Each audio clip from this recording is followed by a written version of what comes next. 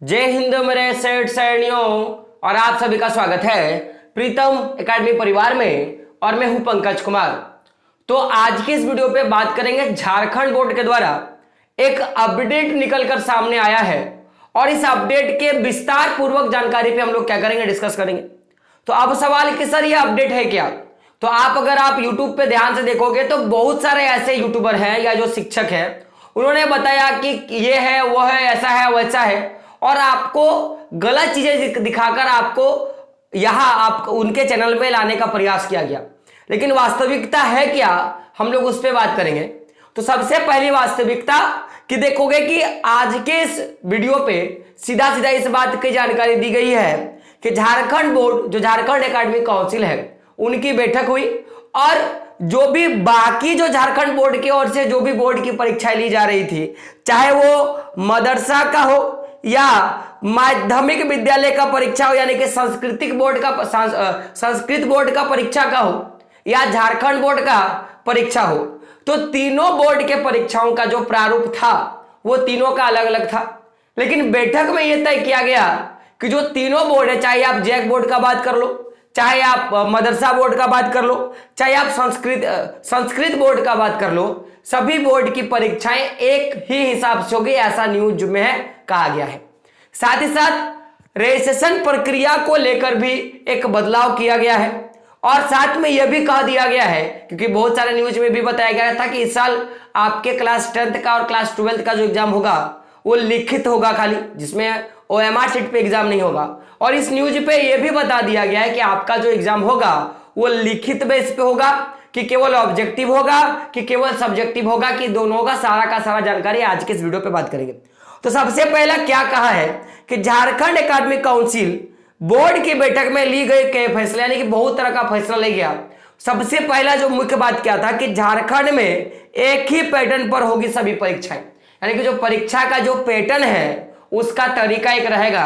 अब किस तरह से कहा आप देख सकते हो, जैसे आप यहां पे देखोगे ध्यान से तो यहां क्या कहा है कि झारखंड में सभी परीक्षाएं अब एक ही पैटर्न पर होगा। अब एक ही पैटर्न का मतलब जो भी सांस्कृतिक बोर्ड है या जो भी आप माध्यमिक बोर्ड का बात कर लो, सबका जो टर्म एंड कंडीशन रहेगा सेम रहेगा। साथ ही क्या कहा कि सामान्य स्कूलों के साथ माध्यमा यानी कि जो सांस्कृतिक बोर्ड जो संस्कृति बोर्ड है संस्कृत बोर्ड है और मदरसा विद्यालय के OMR शीट पर परीक्षा देना होगा। पहले माध्यमा और जो संस्कृत बोर्ड था उसमें कभी भी परीक्षा OMR शीट पे नहीं हुआ, सारी की सारी परीक्षा लिखित बेसिस पे हुआ। लेकिन अब जो परीक्षा होगा वो OMR शीट के आधार पे ही होगा। तो इसमें यह भी कहा कि जो इस बार जो परीक्षा होगा उसमें जो झारखंड बोर्ड का जो बैठक हुआ गुरुवार को उसमें काफी ज्यादा बदलाव किया गया और जो अध्यक्ष है डॉक्टर अनिल कुमार महतो, उन्होंने ये कहा कि जिस तरह से सामान्य विद्यालय जो झारखंड में चल रहा है, जो बोर्ड चल रहा है, जो जिसको हम लोग जैक बोर्ड बोलते हैं, तो उसमें कक्षा 8 का, कक्षा 9 का और कक्षा 11वीं का जो विद्यार्थी वो लोग OMR शीट पे क्या करते हैं, आपका एग्जाम देते हैं। तो उसी तरह जो मदरसा बोर्ड का कक्षा 8 का, 9 का और 11 का विद्यार्थी होगा और ठीक संस्कृत बोर्ड का ऐसा विद्यार्थी जो कक्षा 8, 9 और 11 का होगा, वो भी क्या होगा कक्षा 8वीं और 9वीं और 11वीं में जो एग्जाम देगा वो किससे देगा, OMR शीट पे देगा, ऐसा कहा है। तो पहला बदलाव लिया गया।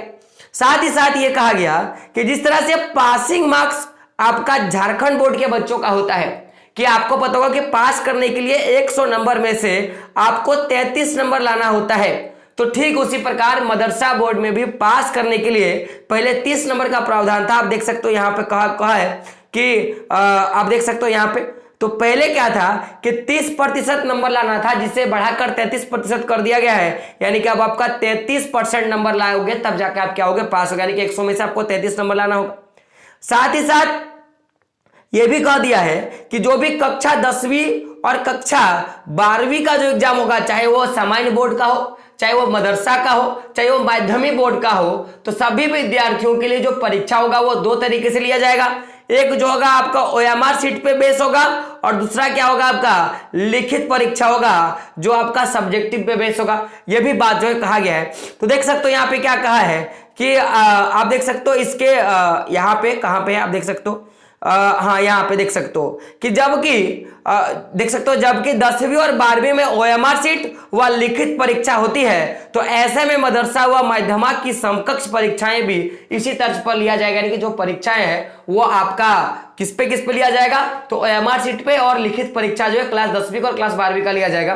तो जो बच्चे साल क्लास 10th में और 12th में है, जैक बोर्ड में है, आप ध्यान से देख लो, आपकी जो परीक्षाएं होगी वो लिखित और OMR सीट दोनों पे होगा। अब आगे देख सकते हो कि अब क्या माध्यमा के लिए 9वीं में करना होगा रजिस्ट्रेशन। यानी कि जो बच्चा माध्यमा में पढ़ते हैं, यानी कि संस्कृत बोर्ड में पढ़ रहे हैं, उन बच्चों को क्लास 9वीं में अपना रजिस्ट्रेशन करना होगा।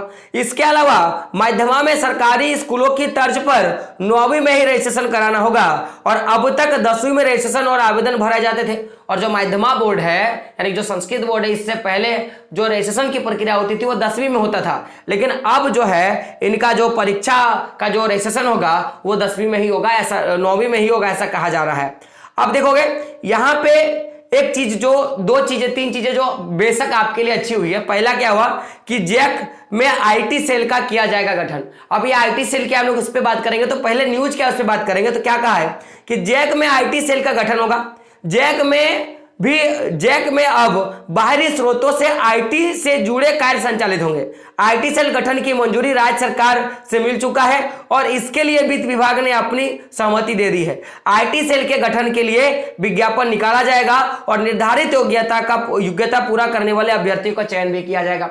IT सेल यानी देखोगे अभी आप झारखंड बोर्ड के बहुत सारे ऐसी चीजें होती हैं जो आपके ऑफलाइन बेसिस पे होती हैं। जैसे आप परीक्षा फॉर्म भरते हो तो फॉर्म फिलअप करते हो, ऑफलाइन बेसिस पे होता है, और भी बहुत सारी की चीजें होती हैं। तो उन सारी चीजों को अब ऑनलाइन माध्यम से भरा जाएगा, यानी कि आप उसका ऑनलाइन प्रक्रिया करना शुरू करेगा, और इसी के लिए IT सेल का गठन किया जाएगा। जिस तरह से कंप्यूटर इंचार्ज होता है ना, तो उस तरह कंप्यूटर इंचार्ज का क्या करेगा, यहाँ पे एक टीम बनाएगा जो पूरा का पूरा देखरेख जो करेगा आपका, वो ऑनलाइन माध्यम से करने वाला है। अब ये स्कूल में देगा कि केवल आपका जैक पे होगा, इस बात का भी निर्धारण नहीं किया गया है।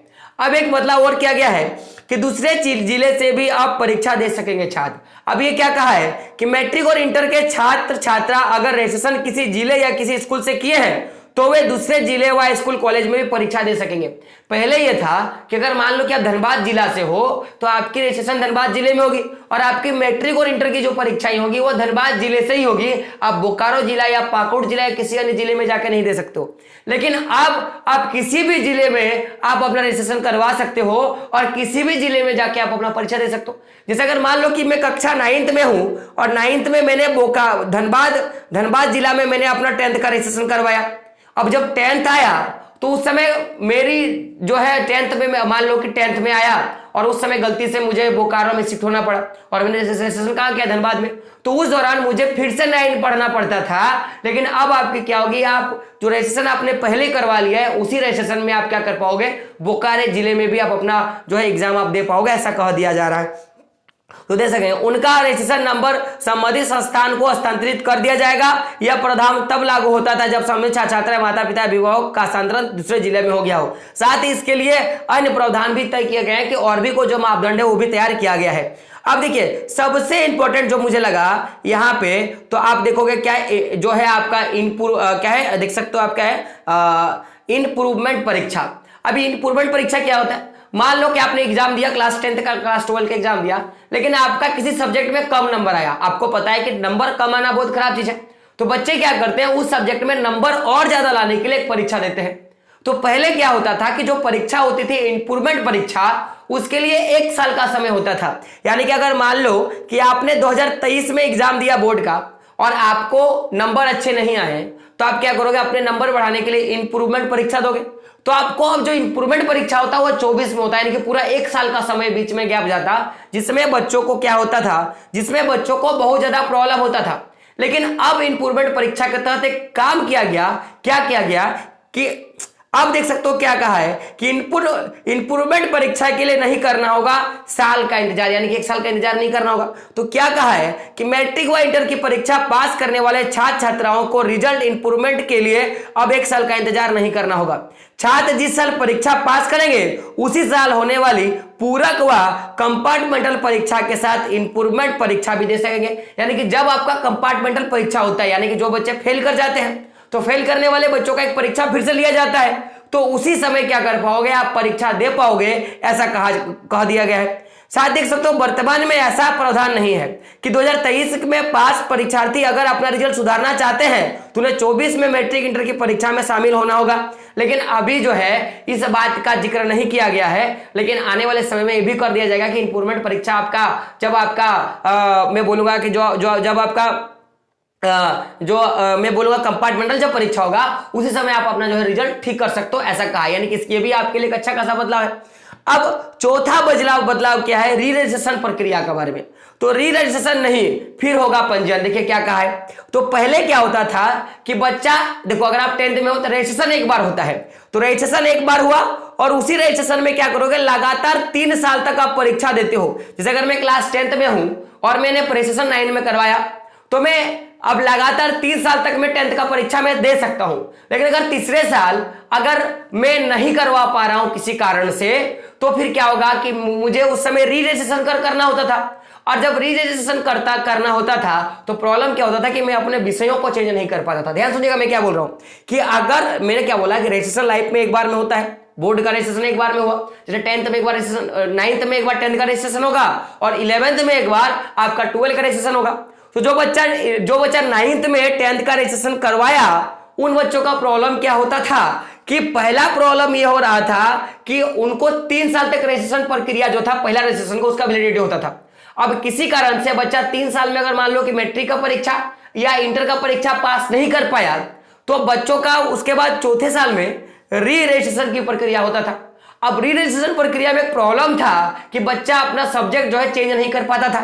लेकिन जब आप फिर से ये जो प्रक्रिया आएगा उसके दौरान बच्चे क्या कर पाएंगे, अपना रजिस्ट्रेशन फिर से करवा पाएंगे चौथे साल में और साथ साथ अपने जो विषय है उसको भी बदल पाएंगे। तो क्या कहा है कि मैट्रिक के लिए 9वीं में और 12वीं के लिए 11वीं में रजिस्ट्रेशन होता था, यह 3 साल के लिए मान्य था। अगर 3 साल तक उसी क्लास में है और चौथे साल की परीक्षा देते हैं तो री रजिस्ट्रेशन का प्रावधान था। इसमें विषय के साथ कोई बदलाव नहीं होता था, लेकिन री रजिस्ट्रेशन की जगह 3 साल के बाद फिर से रजिस्ट्रेशन कराया जाएगा और विषय में आप क्या कर सकते हो, अपना बदलाव कर सकते हो। तो यह भी बहुत बड़ा क्या है, आपका जैक बोर्ड का बदलाव किया गया है।